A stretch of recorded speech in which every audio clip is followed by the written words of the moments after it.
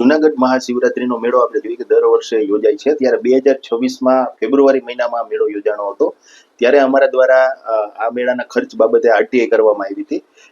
એ RTI દરમિયાન આપણે જોઈએ કે સાંસ્કૃતિક વિભાગ જે છે ગાંધીનગર, તેમના દ્વારા અમને માહિતી આપવામાં આવી હતી. તેમાં 1,04,00,000 જે રૂપિયા છે એ કલાકારોને ચૂકવવામાં આવ્યા હતા. એમનો ટિકિટ ભાડુંથી માંડી તેમને અલગ અલગ રહેવા જમવાથી માંડી તમામ વસ્તુઓ, વાહન, પ્લેનની ટિકિટ, તમામ વસ્તુઓ જે બહારથી આવ્યા હતા એમને ચૂકવવામાં આવ્યા હતા. એમાં આપણે ખાસ જોઈએ તો જે મૈથિલી ઠાકુર છે, જે ભાજપના એમએલએ છે બિહારના, એમને 24 લાખ રૂપિયા ચૂકવવામાં આવ્યા હતા. અને 2.5 લાખની આસપાસ એને આપણે જોઈએ કે પ્લેનની ટિકિટથી માંડી અને વાહન ભાડું ચૂકવવામાં આવ્યું હતું. 19,000 રૂપિયાની આસપાસ એમને રહેવા જમવા, લોજિંગ, બોર્ડિંગ ચૂકવવામાં આવ્યું હતું. આવી રીતના આપણે જોઈએ કે પાર્થ ઓઝાને 12 લાખની આસપાસ ચૂકવવામાં આવ્યા હતા.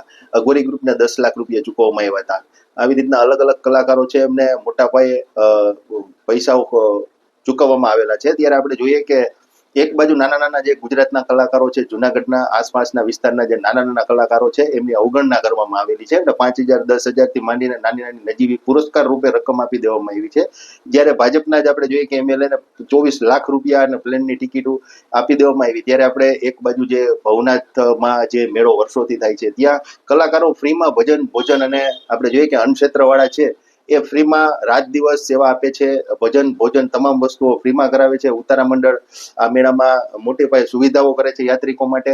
સાધુ સંતો પોતાની આમાં જોઈએ કે કેટલી બધી સેવાઓ આપે છે. એના આશ્રમોમાં 24 કલાક અન્નક્ષેત્ર ભંડારાઓ ચાલુ હોય છે.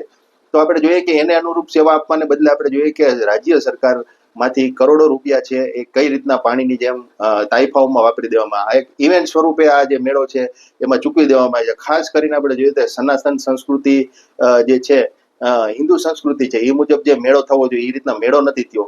અગાઉ પણ ઘણા બધા આપણે જોઈએ કે સાધુ સંતોથી માંડી તમામે આ બાબતે પણ તંત્રને ટકોર કરી હતી, સરકારને પણ ટકોર કરી હતી. પરંતુ આપણે જોઈએ કે ક્યાંક ને ક્યાંક કોઈનું માયના વગર આ મેળાને રાજકીય રૂપ આપી દેવા માંડ્યો. ખાસ કરીને જે સનાતન સંસ્કૃતિ છે એ રીતના મેળો થવો જોઈએ. પરંતુ આપણે જોઈએ કે કેવી રીતને જે લોકોના ટેક્સના પૈસા છે એ પાણીની જેમ વહાવી દેવામાં આવ્યા છે. અને ખાસ કરીને જે ભાજપના એમએલએ છે એમને, કલાકાર છે એમને ચૂકવી દેવામાં આવ્યા છે 24 લાખ રૂપિયા. એ ખૂબ તપાસનો પણ વિષય છે. અને વર્ક ઓર્ડર પણ બાદમાં નીકળો છે. આપણે જોઈએ કે મેળો પૂરો થયો ફેબ્રુઆરી 15 અને એમનો વર્ક ઓર્ડર નીકળો માર્ચ 17માં, અને 2 માર્ચે તો એમનું બિલ પણ પ્રમાણિત કરી દેવામાં આવ્યું. ત્યારબાદ વર્ક ઓર્ડર. આવું વહીવટી પ્રક્રિયા પણ ગંભીર ક્ષતિઓ સામે આવી છે. એટલે આપણે જોઈએ કે જે ભવનાથ પવિત્ર જગ્યા છે, જે વર્ષોથી મેળો થાય છે, જે ગિરનારી મહારાજની ભૂમિ છે, સનાતન સંસ્કૃતિની ભૂમિ છે, ત્યાંથી સરકારે આ રીતના આપણે જોઈએ કે જે ગોટાળા કર્યા છે, જે ભ્રષ્ટાચાર કર્યો છે, એ ખરેખર તપાસનો વિષય છે. અને તાત્કાલિક આ પર પગલાં લેવા અને તપાસ કરવી એ ખાસ જરૂરી બને છે.